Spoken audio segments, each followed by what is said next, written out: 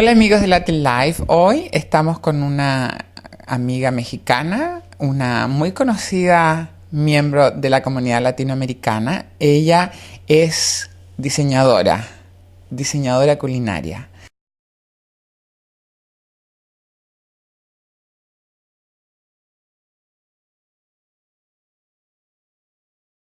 Bien, bien, muy bien.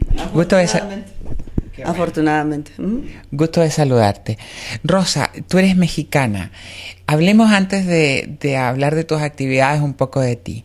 ¿A qué edad saliste de México? A los 24 años.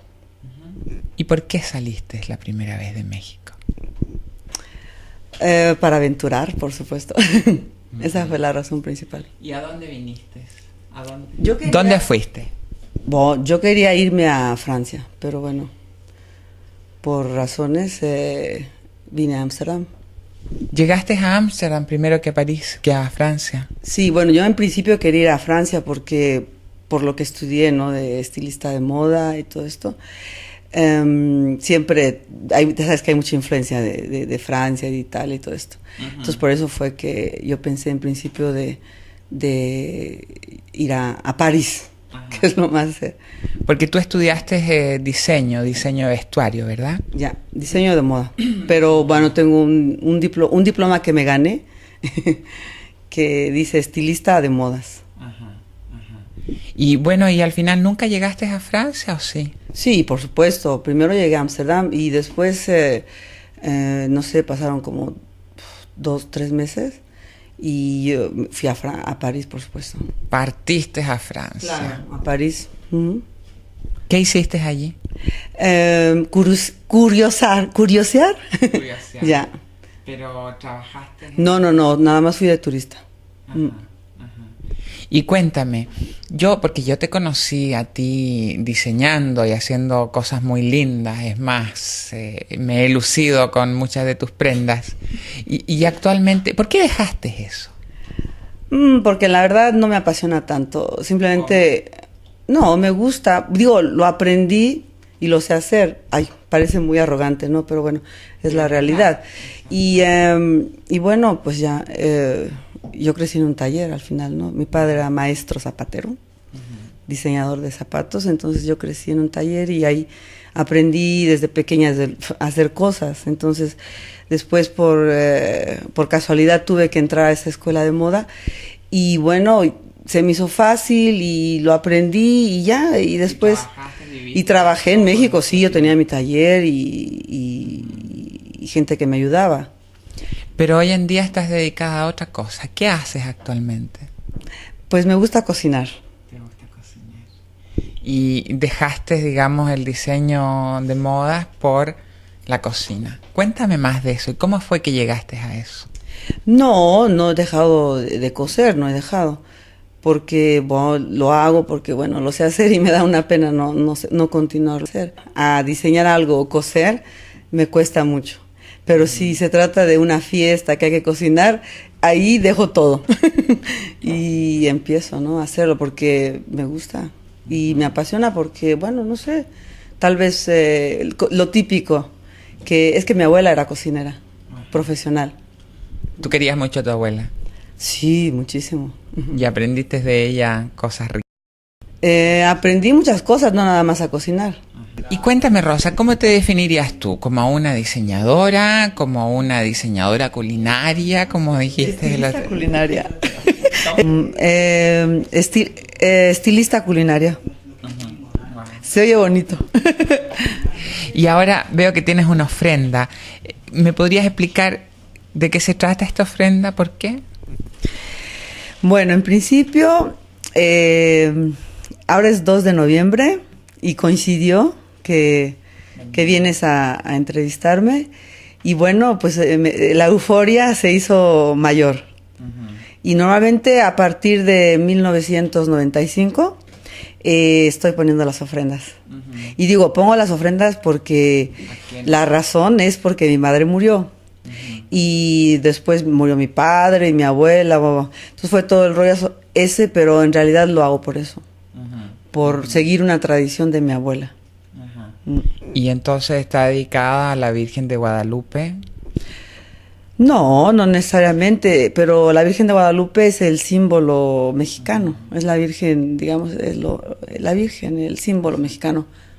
¿Y qué se celebra el 2 de noviembre para los que no lo saben? Está a la muerte, que eso creo que también en Grecia lo hacen, pero bueno, lo que sé es que lo hacen en México. El Día de los Muertos. El Día de los Muertos, que es el día 2 de noviembre. Y se celebra sobre todo en Michoacán, en Oaxaca y Puebla. Se celebra con más euforia o con más tradición o con más ímpetu este día. Y bueno, es muy sencillo, o sea, no es tanto porque es poner un altar, un altar, y en este altar pones las imágenes cristianas católicas y la ofrenda significa ofrecer. En mi caso, digamos, sería mi abuela. A ella le gustaba cocinar.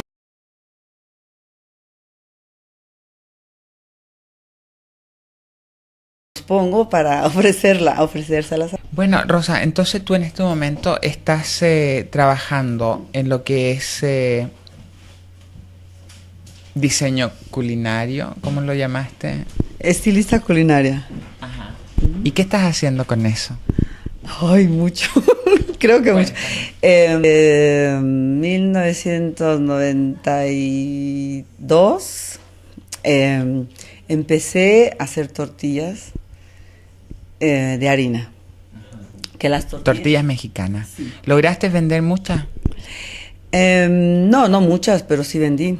Y sigo vendiendo todavía. ¿Cómo comenzaste con eso y a quién le distribuyes? Bueno, ¿cómo comencé? Fue que vi a mi vecina que las hacía, entonces vi la máquina y yo dije, wow, yo nunca había visto una máquina así eléctrica y me entusiasmé mucho. Ella viene del norte de México, que es donde originalmente viene la tortilla de harina. Uh-huh. Entonces yo la vi a ella y bueno, me dieron muchas ganas de hacerlo, sí. Y entonces ya empezó ahí todo. Empecé a hacerlas, a hablar de ellas. Y empezaste a seducirnos a todos tus amigos con tus tortillas. Entonces tú, por ejemplo, si tienes un grupo de 5 o 6 personas, ¿vienen todos acá y aprenden o cómo? Explícame. Mira, hay 3 posibilidades, o hasta 4 puede haber. Mira, en principio yo tengo mis menús. Tengo 12 menús y es enero, febrero, marzo, etcétera. ¿Dependiendo de la estación del año? No, son 12 menús, son 12 menús.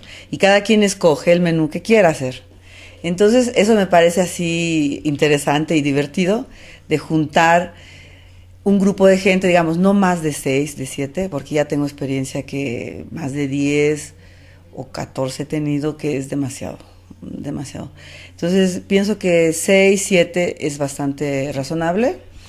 Ya has aprendido con la experiencia. Sí, claro. Imagínate, yo aquí en mi casa invitaba a 20 personas a veces a cenar, o 10, mínimo 10. Entonces ya sé qué pasa. Entonces yo pienso que para estar a gusto en una casa, en mi casa o en casa de alguien que quisiera, alguien me organiza un grupo. Por ejemplo, un ejemplo te doy de este lugar donde voy a hacer la cerámica. Me dice esta señora, yo quiero que vengas a enseñarnos. Bueno, le digo, bien, si yo voy a hablar con mis amigas y te organizo un grupo, ¿de cuántas personas como máximo? Yo dije, bueno, 5 o 6. ¿Dónde lo hacemos? ¿En casa mía o en casa tuya? No sé, le digo, vamos a ver. Yo prefiero en mi casa, pero vamos a ver. Bueno, finalmente ella decidió que lo hiciéramos en mi casa porque los hijos así ya no van a estar ahí presentes. Y bueno, a mí se me hace interesante también ir a casa de alguien, que alguien me organiza un grupo, voy, les doy un tipo workshop, ven cómo trabajo, y si les interesa, bueno, ya hacemos más sesiones, digamos. Uh-huh. Y entonces tú enseñas un menú por vez. Sí, y ese menú consiste en una entrada, están muy divertidos los menús, es una entrada, después el plato fuerte, un postre y al último una explicación cultural un poco relacionada con la comida. con la comida en general. Sí. O sea que, en otras palabras, termina siendo una fiesta, porque se comen todo, seguramente. Claro, por supuesto. Y es súper interesante también. Y ahí, entonces la gente se anima y bueno, decidimos ahí mismo si quieren continuar a hacer una segunda ronda, digamos. Con otro menú, por supuesto. Con otro día del mes. Pueden escoger octubre o noviembre o diciembre. Y bueno, puedo mostrarte si quieres algún menú para que lo vean. Sí, sería interesante. ¿Sí? Acá tenemos el menú de octubre. Cuéntame de este menú. Bueno, en principio quiero hablar del logo. Logo. ¿Qué te lo hizo? Miguel Ángel Cárdenas es un amigo que quiero mucho. Es mi maestro, uno de mis maestros, tengo más. Bueno, es algo teatral digamos porque la comida es en realidad eso. Y ¿qué es la comida en realidad? Es un teatro. ¿Cómo así? Puedes hacer un teatro, sí, por supuesto. A ver, explícame. Mira, con una comida puedes expresar muchas cosas. ¿Como por ejemplo? Mucho cariño, o puedes expresar también a alguien que no te gusta, se lo haces más picante. No, es algo muy especial la comida. Sí, te da muchos placeres.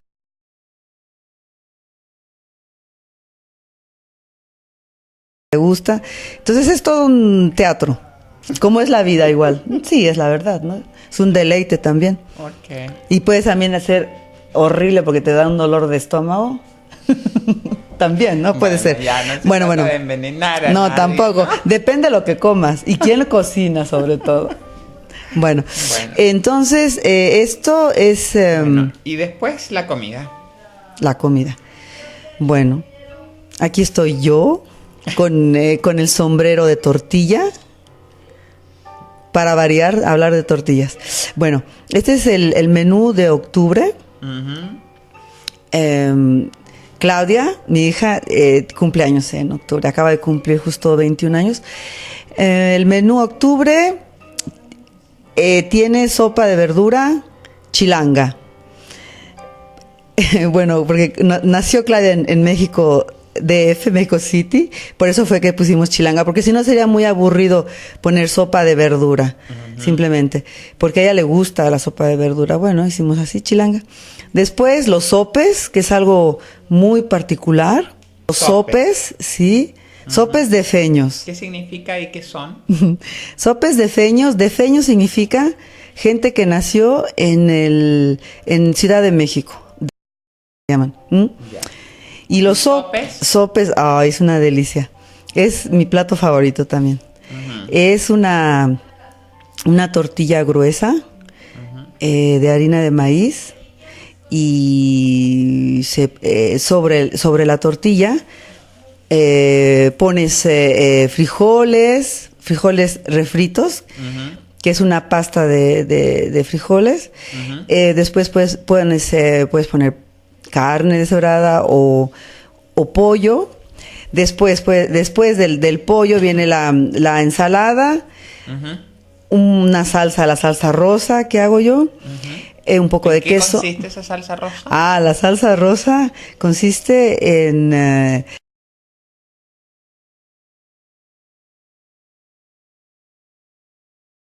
y bueno, a ese tomate le agregas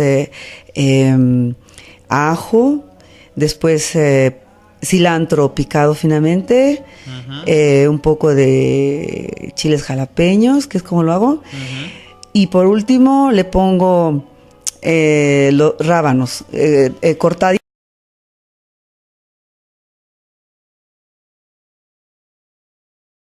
Por supuesto. De chupar el plato.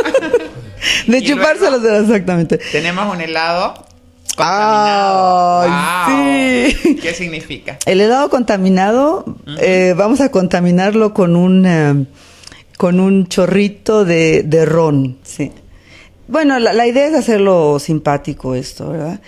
Y bueno, y aquí tenemos la parte cultural. Un trocito, un poquitito, una frase cultural, uh-huh, que dice: la vainilla nació de la sangre de una princesa Xochitl. Y poner puntos. Bueno, aquí tenemos el menú de noviembre. Cuéntame. Bueno, el menú de noviembre. Estamos justo ahora 2 de noviembre y el menú consiste en sopa con ofrenda. Wow. Después tenemos tamales oaxaqueños, que era la especialidad de mi abuela y a mí me gusta hacerlos también. Son a base de harina de maíz, los hago regularmente vegetarianos, con hoja de plátano y cocidos al vapor. Después el pan de muerto, que es en realidad es la forma que tiene el pan, por eso le llaman pan de muerto. Y ¿Tiene algo especial ese pan de muerto? Sí, es una forma redonda. En el centro tiene una medio círculo, media bola o media, y en los costados, todo el contorno, tiene una especie de como huesitos, digamos, los huesitos de... ¿Y algo en el sabor? Sí, sí se puede hacer, yo lo hago con anís y un poco de sabor de naranja. Ah, o sea que es un pan dulce. Sí, pan dulce. Es un pan muy tradicional en el mes de noviembre, para el día 2 de noviembre. Y el atole consiste en leche, harina de maíz, y se va moviendo y se le agrega un poco de azúcar y queda un poco espeso y es una bebida muy tradicional. Ajá. Y cuéntame. Esto del menú en realidad es hacer el workshop, dar a conocer a la gente la idea de la comida mexicana, pero en el fondo yo lo que quiero es hacer catering. Quiero cocinar para mucha gente, para fiestas. También me gusta explicar y se me hace muy interesante hacerlo, pero me gustaría mucho hacer fiestas grandes y poder cocinar para mucha gente. ¿Te encuentras preparada como para cocinar para fiestas grandes? Sí. Sí. ¿Por qué? Porque ya lo he hecho. ¿Tienes la experiencia? Sí. ¿Cómo esperas llegar a tu público? Bueno, me van a hacer una página web, entonces esto va a ser, creo, lo más interesante para que más gente me conozca. Digo, me conoce la comunidad latinoamericana aquí y la mexicana también, pero pienso que una página web va a ser muy buena, va a ser, creo que lo mejor. Y de ahí ya la gente va a ver. ¿Tienes en este momento un email por lo menos? Sí. Dámelo. ¿No te acuerdas de memoria? Tengo mi tarjeta. ¿Quieres que te la muestre? Sí, por favor. ¿Cómo? R de rosa, M de María, González, cello.nl. Rosa, y cuéntame, cuando tú no estás cocinando, ¿qué haces?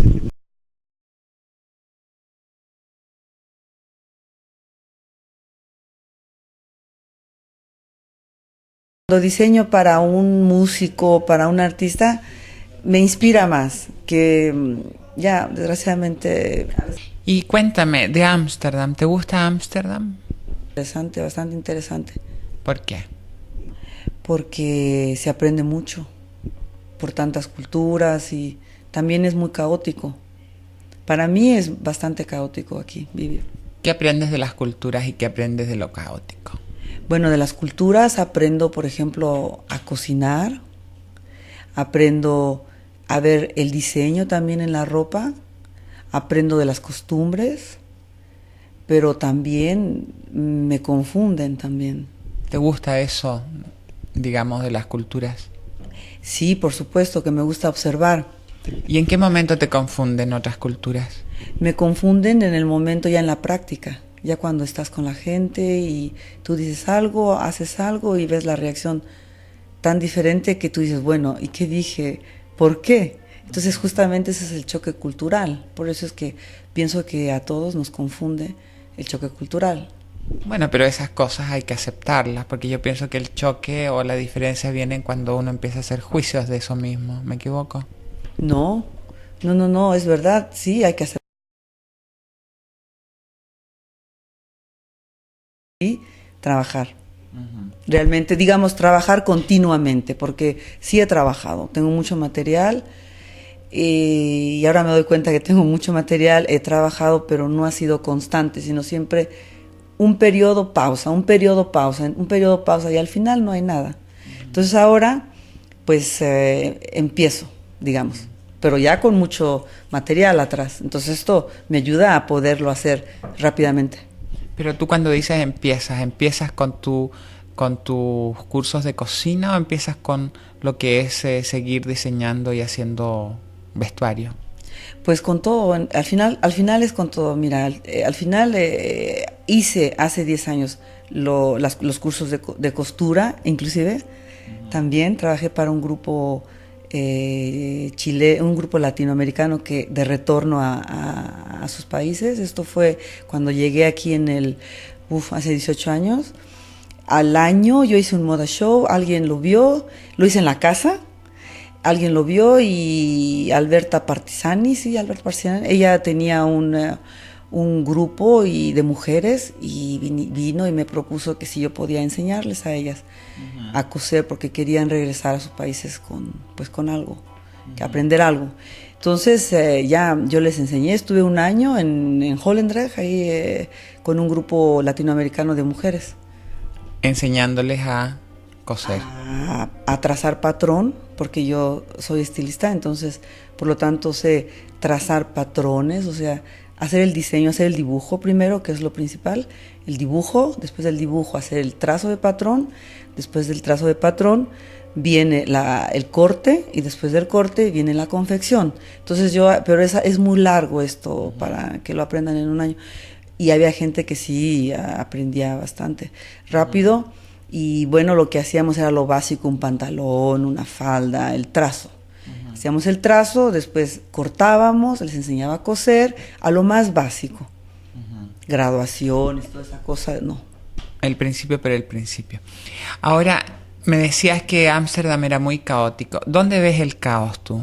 Además del hecho de que estamos hoy en día con la ciudad completamente destrozada, pero ¿dónde ves el caos tú? Mira, yo lo veo en la esquina de mi casa simplemente. Pero Ámsterdam es mucho, mucho más tranquila que cualquier ciudad de la que nosotros podamos venir. Sí, individualmente sí, por supuesto. Aquí se sienten muy a gusto en el sentido de que tú sales a la calle y bueno, yo en lo personal me siento a gusto, digamos, relajada un poco. Pero lo que a mí me afecta es realmente que observo tal vez demasiado. Y lo veo. Hay mucha confusión. Mira, yo vivo hace 18 años aquí en esta ciudad y digo, no, tampoco voy a ser pesimista, pero sí siento la diferencia muy fuerte. Con los niños. ¿Cómo? ¿De la diferencia de cuando tú llegaste? ¿Qué tipo de...?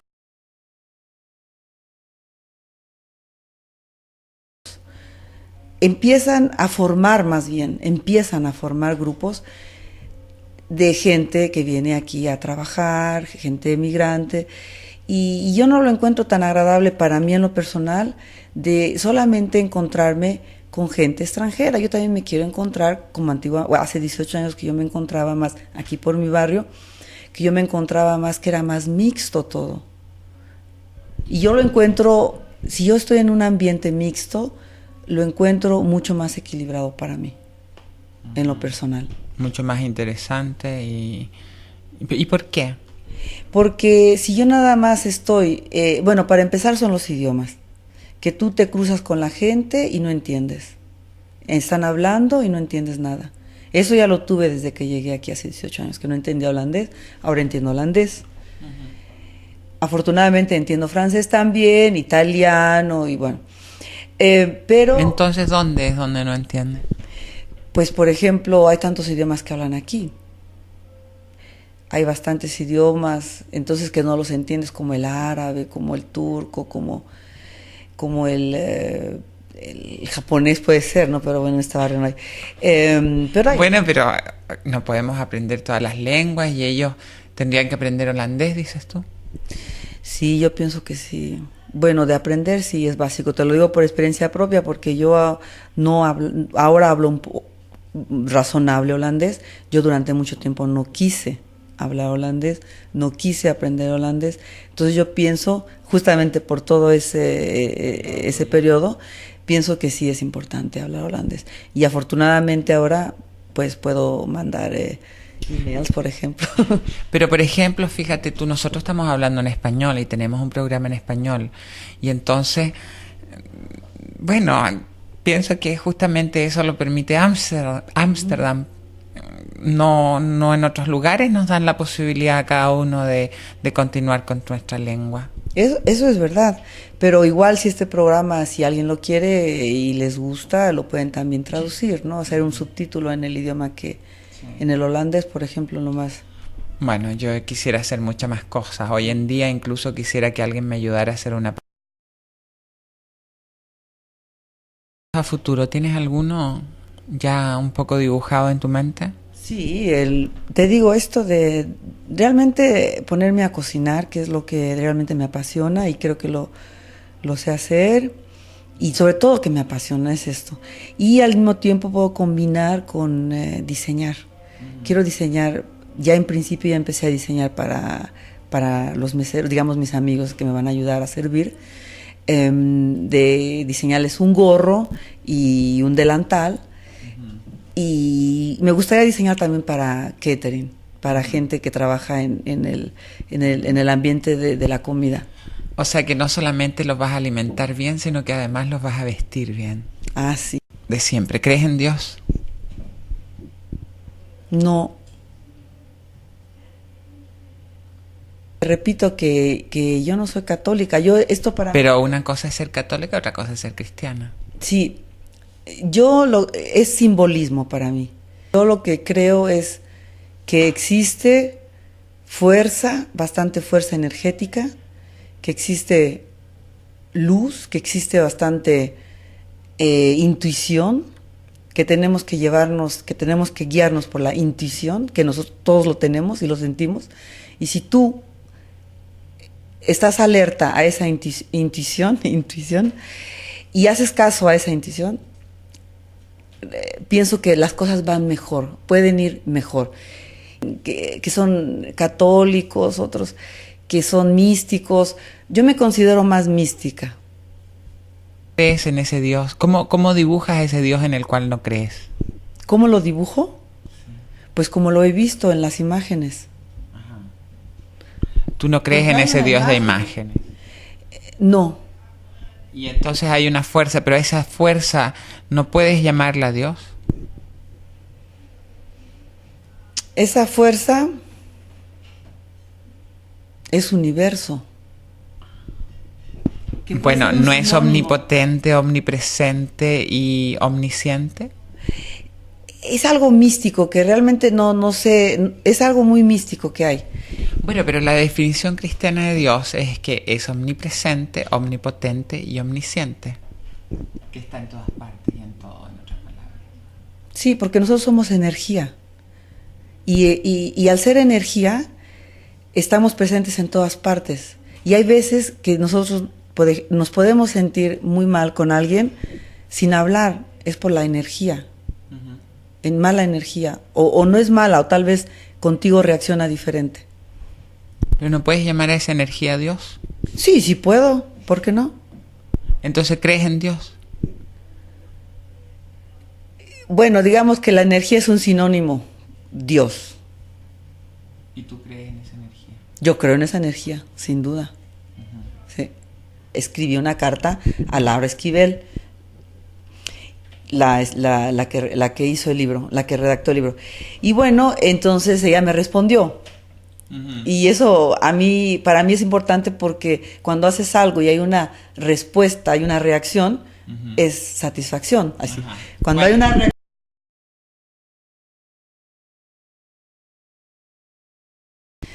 Estimada señora Albarrán, Recibí una carta enviada por usted desde Holanda y fechada el 9 de enero de 1993. El personal responsable de la editorial Planeta mexicana me hizo llegar para mi contento y satisfacción. Sepa usted que para mí es muy conmovedor tener noticias de mexicanos que, aún residiendo fuera de nuestro país, siguen ocupados en conservar tradiciones y sentires propios. Sin embargo, la satisfacción es aún mayor si para ellos la comida juega un rol importante en la vinculación afectiva con su nacionalidad. Sobra expresar la importancia cultural y simbólica que las tortillas han representado para todos los pueblos descendientes de las grandes civilizaciones mesoamericanas y las implicaciones vitales que la alquimia del maíz o el trigo vueltos alimento sigue teniendo para todos nosotros. Me alegro, pues, que usted se dedique a reconstruir en el extranjero una porción de nuestro pasado, y le hago llegar para mis parabienes y deseos de éxito para las labores en favor de los niños que planea llevar a cabo.